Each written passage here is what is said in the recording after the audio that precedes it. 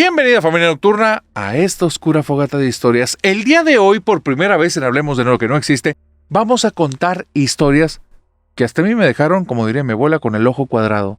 No sé qué es esto que les estoy contando, nunca había escuchado nada así. Y lo peor de todo, y esto sí se los dejo desde el inicio, este no es un video para todos. Si esto lo vas a ver de noche, te aseguro que no vas a poder dormir. Pero antes de iniciar con esta oscura fogata y contarles estos relatos que me han enviado ustedes, permítanme decirles algo.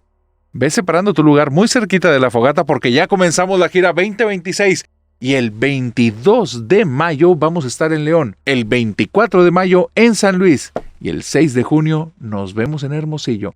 Estos son los primeros 3 lugares, pero también Monterrey, Guadalajara, Mexicali, Tijuana, en fin. Son más de 15 lugares a los que vamos a ir en esta gira y me encantaría que me acompañes.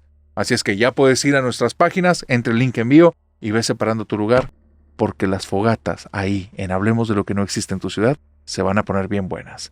Una vez dicho esto, prepárate, pero no apagues la luz porque estamos a punto de iniciar una oscura fogata de historias. Comenzamos.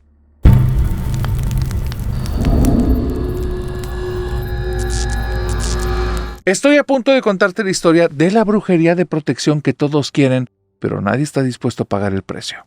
La historia que te voy a contar data de allá de la década de los 90. Es importante que tengas muy presente que todas las personas involucradas en esta historia, salvo una, ya no están en este mundo. Son personas que se involucraron en muy malos pasos y eso les cobró factura a ellos y a sus familias. Vamos a ponerle un nombre a la persona que me mandó la historia. En ese tiempo era apenas un niño y él le tocó observar la vida de esta gente porque eran vecinos de él. Él, como era un niño cuando ocurrieron estas circunstancias, en ese momento solo tuvo fracciones de la historia y no es hasta que vio el podcast que se animó a preguntarle a su familia si conocían más detalles acerca de la familia y lo que se encontró es sumamente horrendo y impactante. Había un muchacho de nombre Jonás. Jonás tenía una inquietud bastante grande. Él quería tener poder, quería tener dinero y quería hacer su ley. Y en el lugar en el que vivía, en el país en el que estaba y en las circunstancias que se estaban dando, sí había una manera de hacerlo, pero digamos que era una forma muy peligrosa, en la que no solo se ponía en riesgo él, se ponía en riesgo también a todos los suyos. Creo que me entiendes a lo que me refiero, pero era formar parte de un grupo. Y un grupo grande y un grupo muy violento. En ese tiempo Jonás, que era muy joven, no pensó mucho las cosas y entró a estos grupos. Se dio cuenta muy rápido que él podía llegar a altos niveles dentro de los grupos. Eran pequeñas células, no creas que eran grupos tan grandes, eran grupos de 5 o 7 personas que en ocasiones ni siquiera formaba parte de un grupo más grande, pero a veces se adherían porque era gente que ya había tenido experiencias haciendo cosas atroces. Entendiendo este contexto, nos vamos a adelantar muchos años después a un suceso que vivió en específico. En una ocasión, Jonás va con un brujo. Ya para este entonces han pasado varios años y mucha de la gente de la que él conoció ya no está en este mundo. Todos se fueron de manera violenta. Jonás está con ese brujo porque sabe que sigue él. Algo hizo. Algo que no debió haber hecho. De hecho, ya le cobraron factura con gente conocida. Y sigue él. Va con este brujo esperando una cosa, que lo vuelve invisible ante sus enemigos. Quiere que le dé alguna protección o algo para que no lo puedan ubicar ni localizar. El brujo, desde que lo ve, le dice que lo que le está pidiendo no es poca cosa. Claro que lo puedo hacer, le dijo. Pero ¿qué estás dispuesto a pagar? Jonás le dijo: tengo dinero y tengo valor, y sabes a lo que me refiero. Así es que hazme lo que te estoy diciendo, porque si no te voy a cargar a ti con mi ley. Si algo me pasa a mí, te va a pasar también a ti. El brujo le sonrió y le dijo: ¿me cambias un favor con una amenaza? ¿Lo acepto? Vamos a intercambiar eso.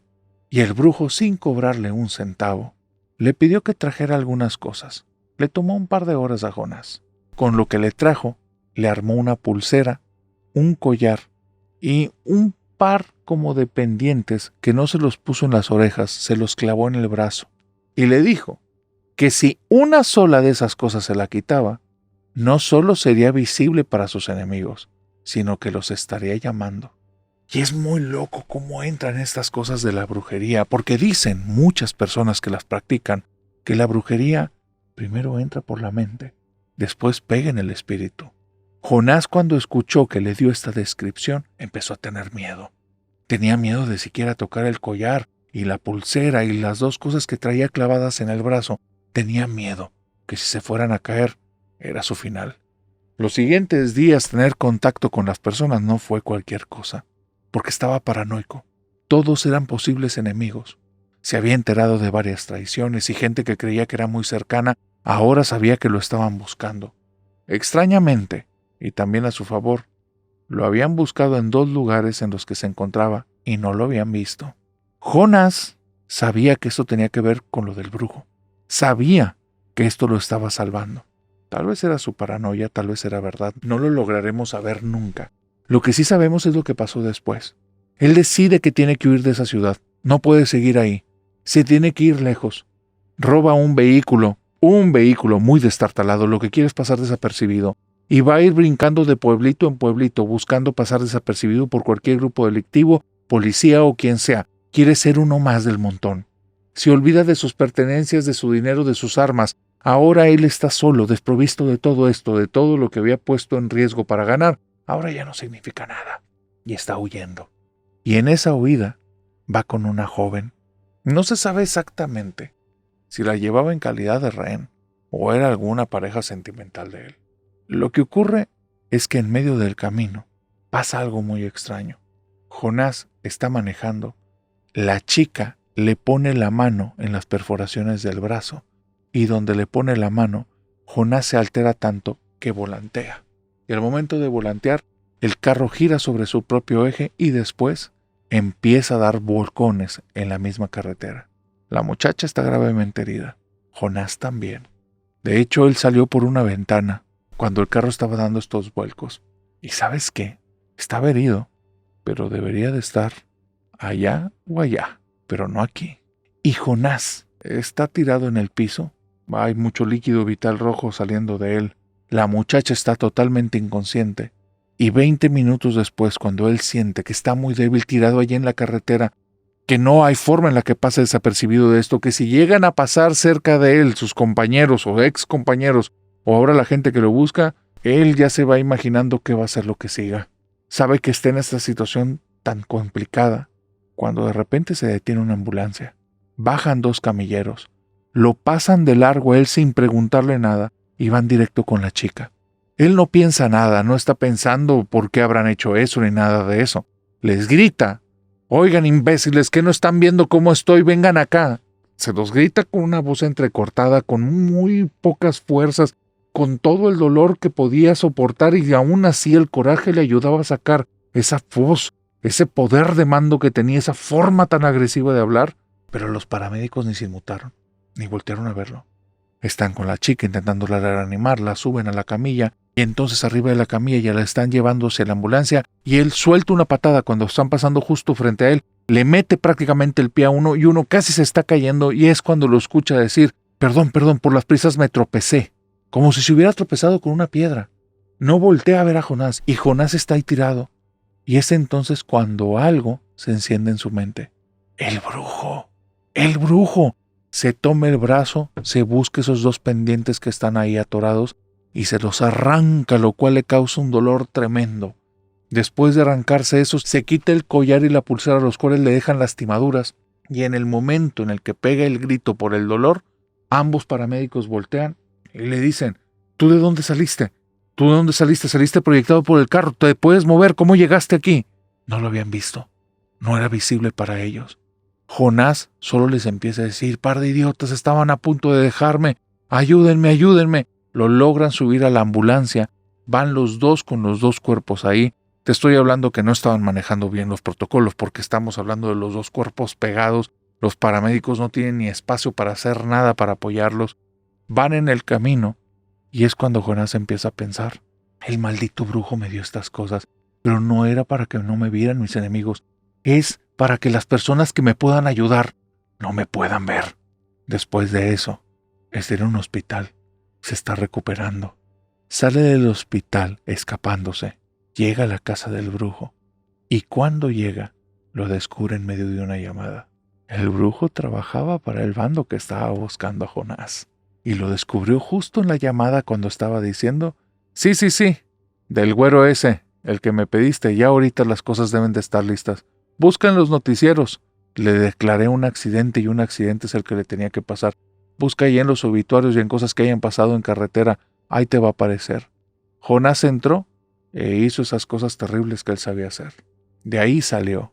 Y los siguientes días de Jonás solo fue intentar expiar sus pecados, porque algo le pasaba en las noches. Decía que la muerte lo estaba acompañando al lado de la cama. Y él no era alguien que le profesara nada a la muerte.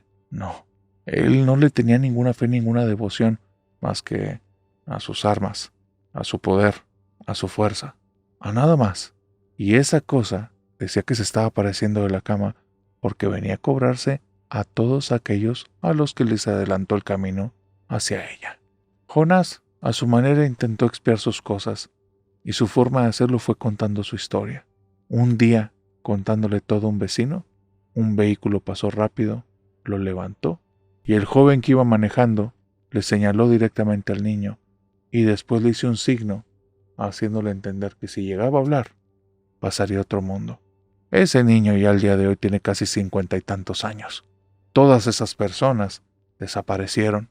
El lugar en el que vivía cambió, y es un lugar bastante tranquilo y lleno de paz. Y él me mandó esta historia para decir: narrador, toda mi vida guardé esta situación con pesar. Hace 2 años que empecé a escuchar el podcast, le pregunté a mi familia si conocían más acerca de Jonás, porque él fue vecino nuestro mucho tiempo. Y fue cuando me enteré que él era un maleante. Todo el tiempo para mí era mi héroe, porque era una persona que siempre era aguerrida, que lo veías que todos lo seguían. Ahora de adulto entendí que eso que vi fue lo que le costaron sus actos, y me quedé impactado.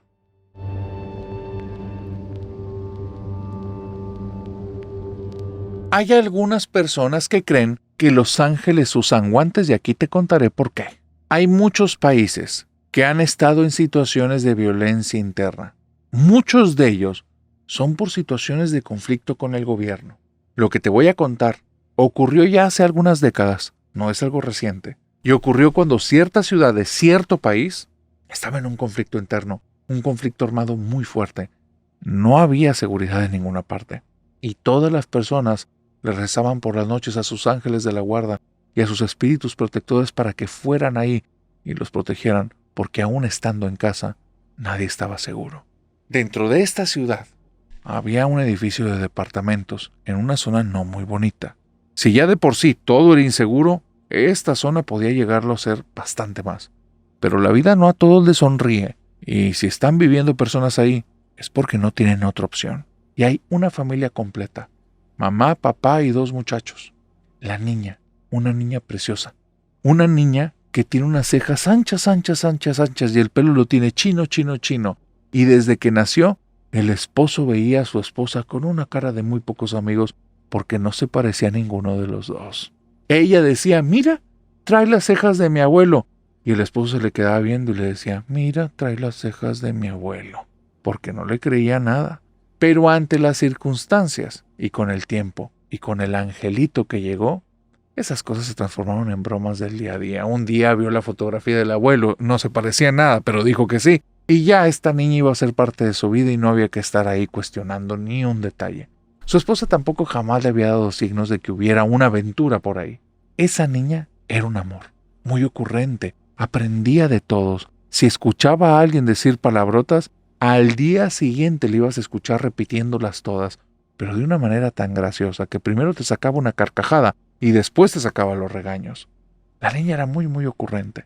Todo lo que veía en la televisión, después la apagaba la televisión y les decía a sus papás: ahora me tienen que poner atención a mí, y se ponía a remedar las cosas que vio en la TV. Era una niña con mucha chispa. Su familia estaba viviendo situaciones muy precarias. El papá buscaba trabajo por todas partes, pero no encontraba. La madre, en donde le dieran unas monedas, pues empezaba a buscar por aquí y por allá. El hermano de esta niña era apenas mayor que ella por 2 añitos, y él también le estaba sufriendo bastante. ropa sumamente usada, zapatos rotos, en ocasiones tenían que ir descalzos a la escuela. Y algo pasó. Ella nunca va a saber qué fue. Pero ella sabe, y ella me dice, narrador, cuando era niña, hubo 2 cosas que descubrí. Que los ángeles de la guarda sí existen. Porque todas las noches mi mamá me hacía hincarme enfrente de la cama, pegar mis manitas así y empezar a rezarle al angelito que en las noches nos cuidara. Y lo segundo, narrador, que aprendí es que los ángeles de la guarda a veces utilizan guantes. Una noche, mi papá llegó muy ajetreado. Algo cuchicheó con mi mamá, yo no lo escuché. Estaba muy niña en ese entonces. Yo me fui a mi habitación porque mi mamá me urgió a que me fuera a dormir. Algo le dijo a mi hermano que esa noche no se durmió conmigo y yo me fui y me acosté en la cama. No sé exactamente qué hora era, pero me despertaron y no fue ni mi mamá ni mi papá. Había algo de luz de luna entrando por mi ventana. Cuando abrí los ojos porque había un ruidazo en mi casa, se habían metido personas, se escuchaba que estaban aventando cosas por aquí y por allá y estaba a punto de hablar cuando vi que enfrente de la cama se extendió algo como una tela grande, enorme, y en medio había una figura, y esta figura, en menos de un segundo, me estaba sujetando por la boca con unos guantes de color café. Eso me tenía agarrado en la boca, y nada más me dijo con una voz muy dulce, no hables. Me agarró, me abrazó, me bajó de la cama y se puso en cuclillas junto conmigo. Sé que era un ángel y no una persona, porque veía a través de eso. Podía ver hacia la puerta, podía ver del otro lado. Cuando abrieron la puerta y entraron unos sujetos en mi habitación, los sujetos venían con armas blancas y venían con la cara cubierta. Los 2 entraron, con las armas empezaron a acuchillar mi colchón, lo levantaron y lo aventaron, tumbaron todas las cosas de mi habitación y yo quería gritar y quería llorar y otra vez esa voz dulce me dijo, no hables. Me apretaba con fuerza la boca, me agarraba por atrás la cintura y me tenía cubierta y los hombres pasaban enfrente de mí y no me veían. Ellos salen de ahí y es cuando escuché a mamá y a papá gritar con mucho dolor. Mi papá gritaba que no le hiciera nada a mi hermanito y el ángel me apretaba con más fuerzas y solo me decía ya, ya, mientras me daba unos pequeños golpes en la espalda. Narrador, yo quería gritar, quería llorar, quería correr, pero era tan fuerte la forma en la que me agarraba y era tan cálido el abrazo que de alguna manera me confortó en ese momento. No sé en qué momento llegó la luz del día, ni siquiera me quise asomar. Salí directo hacia afuera de la habitación y cuando salí estaba ahí la policía. Ya se habían llevado los cuerpos de los demás. Es una escena que ni siquiera quiero recordar. De ahí me fue a vivir a casas de adopción y de cuando en cuando el ángel que llevaba los guantes cafés aparecía enfrente de mi cama, me daba un abrazo y me decía, tranquila, ya va a pasar.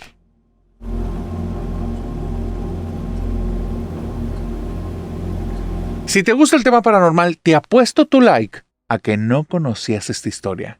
Esto ocurrió por allá de los años 70 y quiero dejar claro que hay historias que tienen ciertos detalles que se parecen, pero mi apuesta es directa. Nunca has escuchado algo como esto. Así como lo que te voy a contar, es la primera vez que yo escucho algo así y dije, esto es nuevo, aunque haya pasado en los 70s. Ahí te va lo que ocurrió. Hay una mujer que estudió medicina y está terminando su especialidad en ginecología. Una mujer muy buena. Ha tenido que luchar como no tienes una idea porque no había espacios para las mujeres en la medicina. Y ella es de estas pioneras que estuvo luchando y luchando y luchando abriéndose camino. Humillaciones, solapamientos, intentarla hacerla menos, todas esas cosas eran parte del día a día. Pero ella tenía un carácter que no saben con quién se metía. Y hubo varios de sus colegas que la han de conocer al día de hoy si todavía están entre nosotros, porque la mujer a varios de ellos los arrinconó en la pared y les dijo, en otra que me vuelvas a hacer y te vuelvo niña. La mujer no se andaba con rodeos y a ella no le gustaba hacer ese tipo de cosas, pero tenía un carácter que pobrecito de ti. Si se te ocurría intentarla sobajar, no te la ibas a acabar. Esta chica tuvo que ir inventándose, y te digo inventándose, porque no era parte de su personalidad, pero lo tuvo que ir forjando. Se tuvo que inventar un alter ego. una versión más agresiva que ella, una versión más violenta que ella. Y quiero ser muy claro con esto porque varios de ustedes van a decir, espérate, lo que estás diciendo no necesariamente es... La persona me lo explica así, tal cual. No era yo. Me tuve que hacer otra personalidad para poder explotar esta faceta mía y darme a respetar. Y me inventé un personaje. Me compré una motocicleta más o menos buena, compraba chaquetas de cuero, le ponía púas en los hombros. Eran púas que no eran metálicas, eran plásticas, pero daban ahí el gatazo. Y en mi casco de moto traía una calavera de un lado y una serpiente del otro. Mis guantes en los nudillos también traían como unos picos. Dios me dio la buena fortuna de jamás soltar un golpe en mi vida. Yo creo que me hubiera roto la mano, pero la apariencia que daba era de que era una bestia y que nadie se tenía que cruzar conmigo. A mí me gustaba subirme en la moto y me ponía a dar vueltas por municipios, por calles, por parques, por lo que fuera. ¿Sabes para qué? Para que la gente hablara de mí. A mi manera y a mi forma yo era un influencer. A mi manera y a mi forma la gente me conocía y decían, ahí va la loca de la moto, ahí va la hombrecito, ahí va la pandillera. Y cada vez que decían eso, no tienes idea, yo me sentía feliz. El personaje estaba funcionando. Entre más decían eso, menos me atacaban, porque les faltaba narrador. No tenían valor. Y sabes algo, y esto es lo feo, también las mujeres me atacaban. No les gustaba, rompía demasiado como el patrón al que estaban acostumbrados, pero eso a mí ya no me importaba. Iba poco a poco haciendo mi clientela, sí me habían corrido de varios hospitales por mi aspecto, pero mira, ya tenía algo de pacientes, ya iba haciendo un poco de mi carrera, todavía no salía ni siquiera de la especialidad, pero había unas prácticas que ya con el tiempo ya no se hacen, pero en ese tiempo eran bastante normales, que era tú ya ir poco a poco atendiendo pacientes aunque todavía no tuvieras la cédula, pero independientemente, eso sucedió hace mucho tiempo, todo fue ocurriendo y todo iba bien. Y un día me pasó algo inaudito, horrible. La única cosa en mi vida que sí me ha dado miedo. Yo era una persona que verdaderamente apoyaba a las mujeres. No tenía nada contra los hombres, pero la verdad es que me había tocado con mucha gente horrible. Gente déspota y desgraciada y me desarrollé en un mundo laboral muy tóxico contra mí. Con el tiempo yo también me transformé en la monstruo, o sea, yo también ataqué y destrocé personas, no voy a andar con cosas. Pero a lo que voy es que sabía dónde mis hermanas mujeres estaban paradas y yo las quería defender. Y un día andando en mi moto, en una plaza, me topo a una chica vestida de enfermera.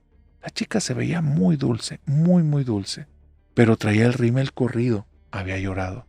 Me detengo al lado de ella y le digo, ¿qué pasó? ¿Estás bien? Y me dice, me van a dejar. Y yo le digo, no pasa nada, no te van a dejar, yo te llevo. Y ella, sin decirme más, se sube a la moto, me abraza por la cintura y le digo, ¿a dónde vas? Y me dice, derecho, pero dale rápido porque me van a dejar. Y sonaba muy angustiada. Yo le digo, ¿cómo no? ¿Dónde doy vuelta? Y abrazándome muy fuerte me dice, dale derecho, nada más rápido, me van a dejar. Entendí que estaba muy afectada emocionalmente. Creo que en el camino ella me iba a ir avisando de dónde irle dando vuelta o qué hacer. El casco yo lo llevo entre las piernas para poderla escuchar y no voy tan rápido como ella me está urgiendo, porque me dice una y otra vez, más rápido que me van a dejar, más rápido, y me empieza a apretar el abdomen. Llega un momento, narrador, en el que ya no doy vuelta para ningún lado y estoy yendo rumbo directo a un cementerio.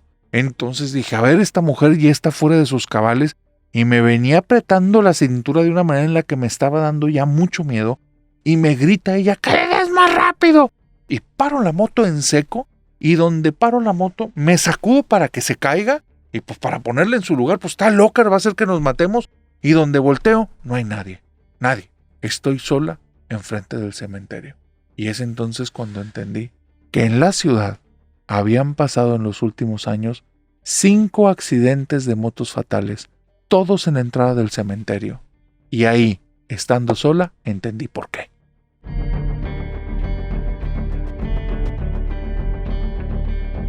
A mí me gusta contar historias de terror, a ti te gusta escucharlas, pero Dios nos libre tanto a ti como a mí que nos pase algo como lo que estoy a punto de decirte. Hay una pareja que está buscando rentar una casa. Tiene más o menos 3 semanas en la búsqueda y no se encuentra nada que les guste. O son muy chicas, o son muy grandes, o están muy nuevas, o están muy viejas. Una nueva, narrador. ¿Por qué le sacarías la vuelta? Porque sienten muchas responsabilidades. Es la primera casa en la que van a vivir como pareja. Y de repente llegan a unas en las que parece que todo está hecho para que no lo toques. O para que si lo tocas dejes huellas y lo pagues. Y eso lo ven como una trampa. Y no quieren vivir estresados. La pareja no están casados. Ellos decidieron vivir juntos. Y decidieron que iban a empezar bien a su manera. Y bien a su manera era teniendo su propio hogar. Comenzando su propia historia. Y ahí los ves. De casa en casa, de departamento en departamento, con asesora tras asesora, y ningún lugar les termina cuadrando. No creas que son tan piquis, porque no lo son. El problema más bien es el presupuesto. No hay tanto presupuesto. Y cuando ves un lugar que está demasiado lujoso para ese presupuesto, sospechas. Y es lo que les está pasando a ellos. El resto de lugares que no son los que están súper hermosos, están súper horrendos. Están deshechos, paredes manchadas, lugares que entras y huele a drenaje, pero de una manera súper potente. Les tocó una casa que el vendedor dijo, esta casa la acaban de pintar. Les abrió la puerta enfrente, mostrando que en medio de la sala había una telaraña de techo a piso y en el centro había una arañota que se empezó a mover y se dieron cuenta que eran varias juntas. Estaban ellos impactados, el vendedor cerró la puerta y les dijo, se las presento en otro momento. Me salió un compromiso porque le dio vergüenza decir que diantres es lo que acabamos de ver todos. Están teniendo experiencias muy variopintas. Nunca, jamás hubieran estado preparados para lo que les pasó en la casa del 406. Van a la casa del 406. Las fotografías muestran un lugar amplio, bonito, con mucha luz. Un lugar que sí está parecido a los lugares que han ido, pero limpio, pulcro y con los lugares más amplios. Pero hay algo bien raro, porque cuando entran, la pareja, después de haber visitado ya más de 10 o 15 casas, entran al lugar y los dos al mismo tiempo empiezan a sacudirse porque a los dos les dio como calambres, escalofríos en la espalda, y eso es muy raro. Ya tienen años como pareja, nunca jamás les había pasado eso. Estuvo muy raro. Y entonces la chica que les va a mostrar la casa les dice, ay, como que el aire está muy electrificado, ¿verdad? ¿Has escuchado a alguien decir esa frase en su vida? Cuando les dijo eso, los dos se voltearon a ver con cara ¿de qué me estás hablando? La chica, sonriéndoles, pero con una sonrisa de esas que dices más forzada es imposible, va caminando al comedor y trae una silla en sus manos, una silla que se ve pesada. Yo te hago un ademán como si la cargara, pero la mujer más bien la va arrastrando. Y ella la lleva arrastrando. Y hay, justo al lado de las escaleras, una puerta. Y es en esta puertita donde la mujer toma la perilla y debajo de la perilla ajusta la puerta. Y dice, bueno, les voy a enseñar la casa como si no hubiera hecho nada enfrente de ellos. Y ellos se quedan viendo a la silla y a la puerta.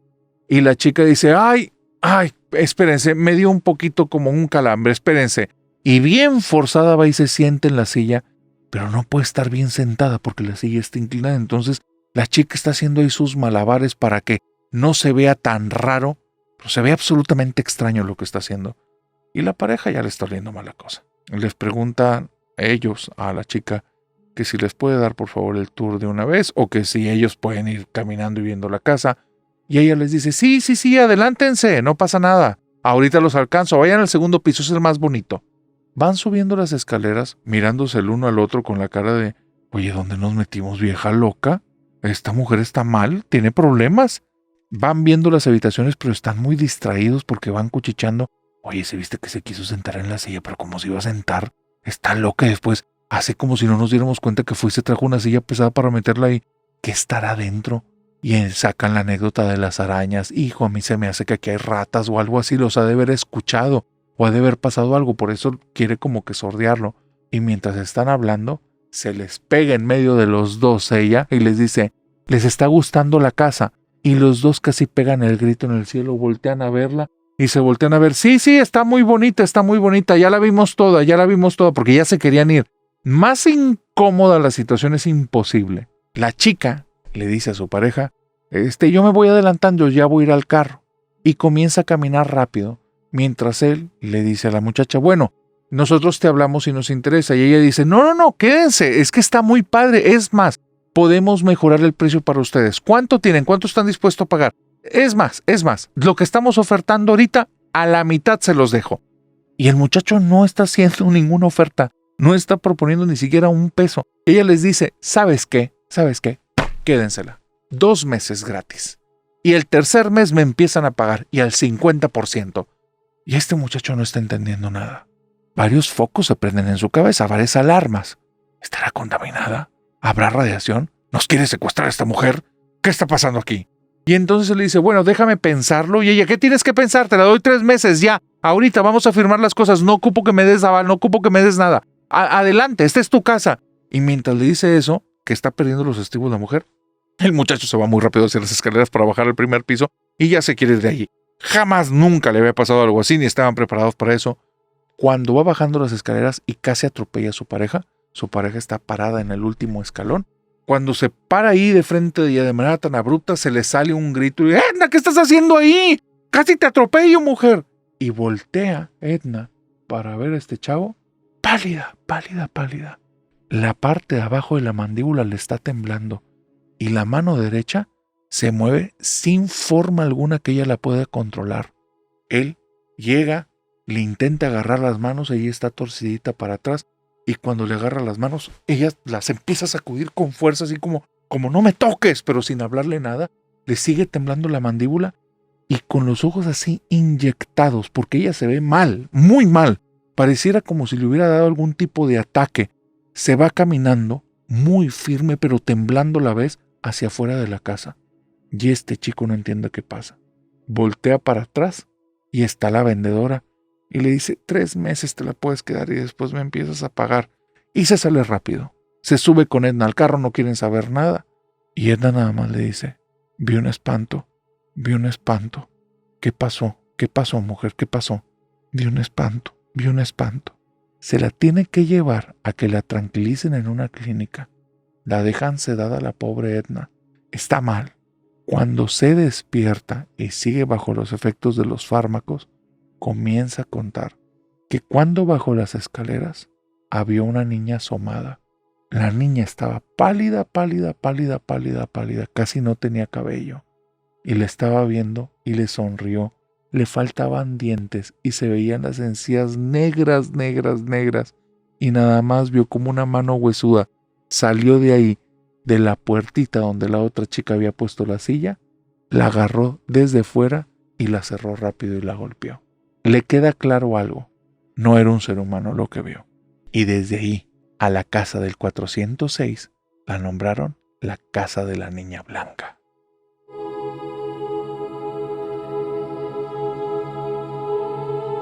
Antes de que hagas cualquier exploración urbana, te recomiendo primero escuchar esta historia.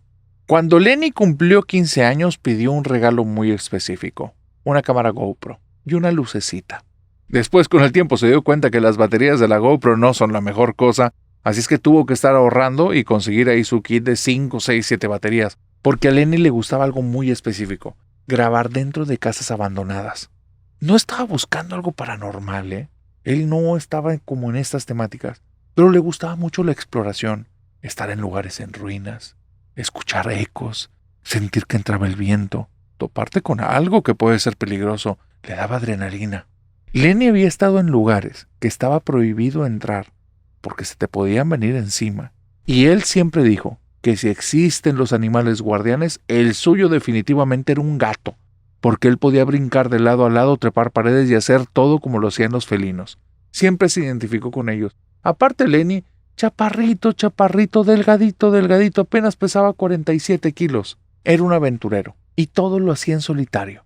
No ocupaba compañeros, no ocupaba gente que le siguiera el juego. Él se podía aventar sus propias aventuras. Te lo estoy diciendo así, porque así lo expresaba él. Después se dio cuenta del nivel de peligro que estaba corriendo y de las pocas precauciones que estaba tomando. El problema es que se dio cuenta muy tarde. Lenny, en estas exploraciones, ya se había topado con lugares peligrosos. Como te digo, fue a lugares que se le podían caer encima, pero esos no eran los peores. Los peores eran aquellos en los que había rastros de que ahí hubo gente haciéndole daño a otras personas. Lenny, después de ver eso, en 2 ocasiones tuvo que intentar silenciarse, apagar todo, intentar pasar desapercibido, porque todavía había personas en el lugar y si lo veían, no la contaba. Empezó a darse cuenta de peligros de este tipo.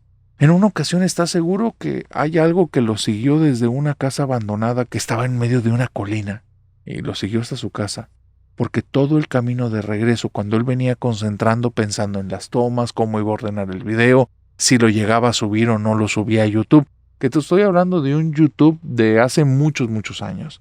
Cuando él estaba pensando todo eso, escuchaba pasos detrás de él y volteaba continuamente. Algún animal.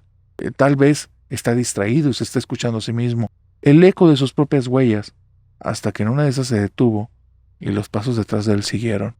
El problema es que al momento de voltear no hay nada que lo esté siguiendo y Lenny se da cuenta que está solo ahí, o más bien le convendría estar solo ahí, porque si entró en un lugar que no debía, y si aparte saben que nadie está con él, y ahora que se están aventurando a acercarse, es porque no tienen buenas intenciones. Los dueños de esos pasos van detrás de él por algo. Se siente como presa, huyendo de un cazador, y empieza a moverse de un lado para otro. Te vuelvo a decir, Lenny parecía un gato. Corría muy rápido de aquí para allá, utilizaba los árboles subiéndose a uno, brincando a otro, intentando ver detrás de él quién lo seguía. Y no vio nada. O bueno, no vio una persona, porque las ramas se movían, porque se veía un rastro que venía, pero nadie que lo marcaba. Se asustó. 3 semanas dejó la exploración. Pero la adrenalina es la adrenalina. Y una vez que te haces costumbres, dicen por ahí, que algunas costumbres son las cadenas invisibles de las personas. Son cosas que te vuelven esclavo de tus rutinas.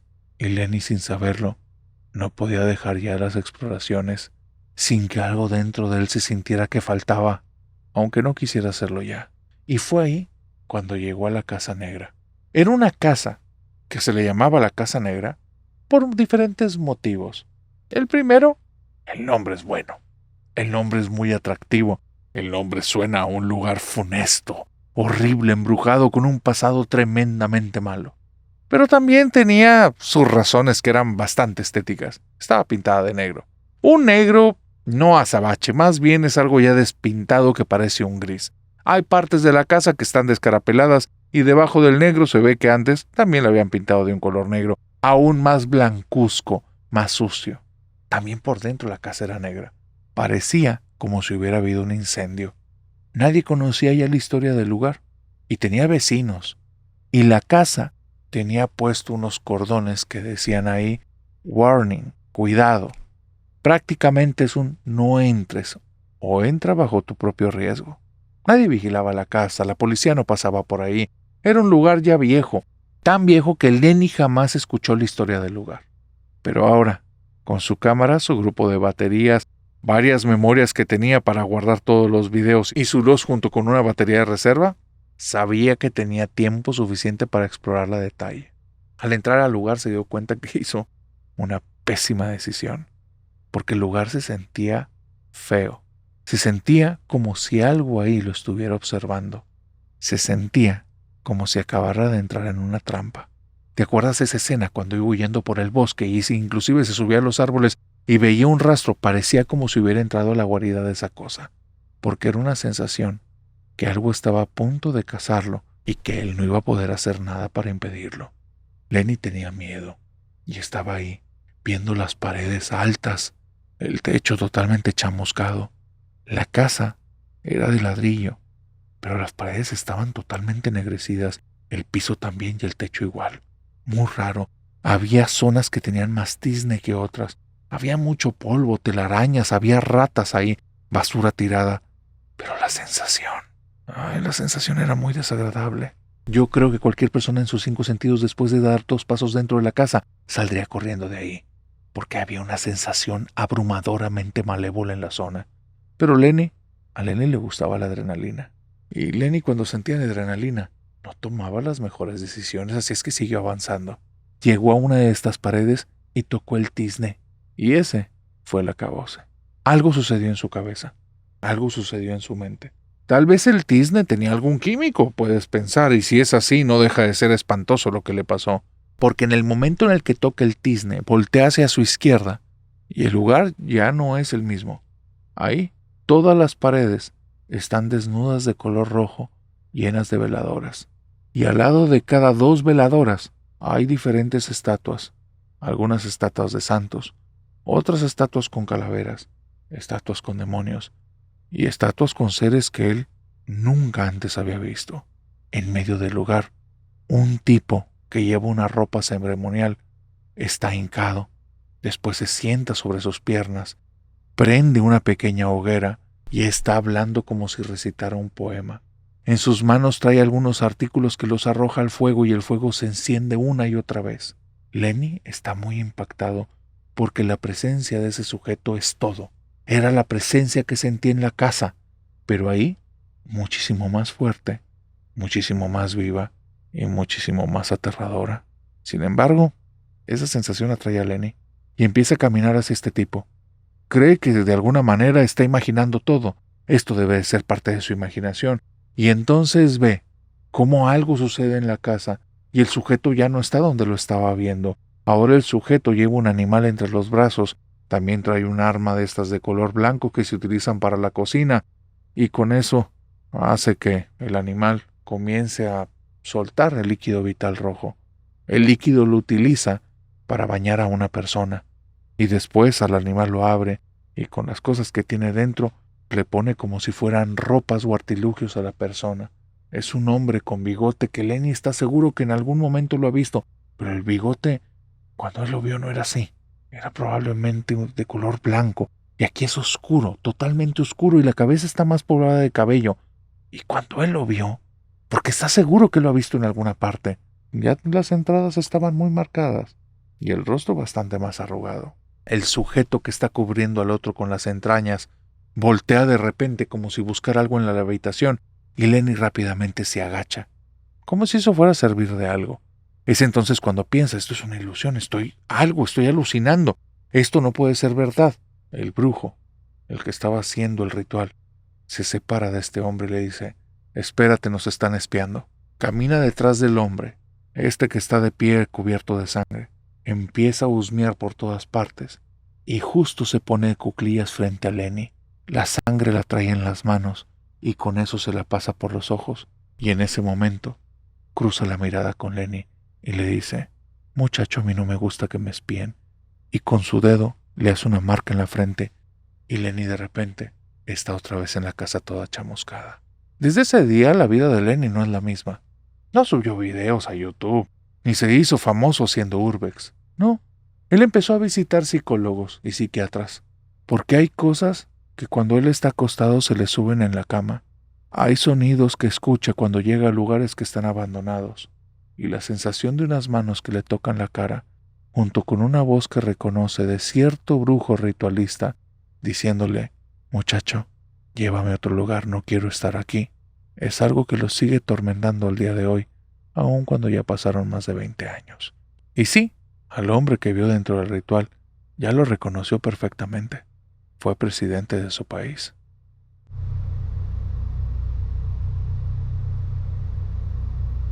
Y con esta historia, mi querida familia nocturna, hemos llegado al final de esta oscura fogata de historias. Pero antes de despedirme, permíteme preguntarte 2 cosas. La primera, ¿cuál fue la historia que más te gustó? Eso, coméntamelo, dímelo, porque me gusta saber qué es lo que les gusta a la familia nocturna. Lo segundo, ¿ya separaste tu lugar para las fogatas en este 2026?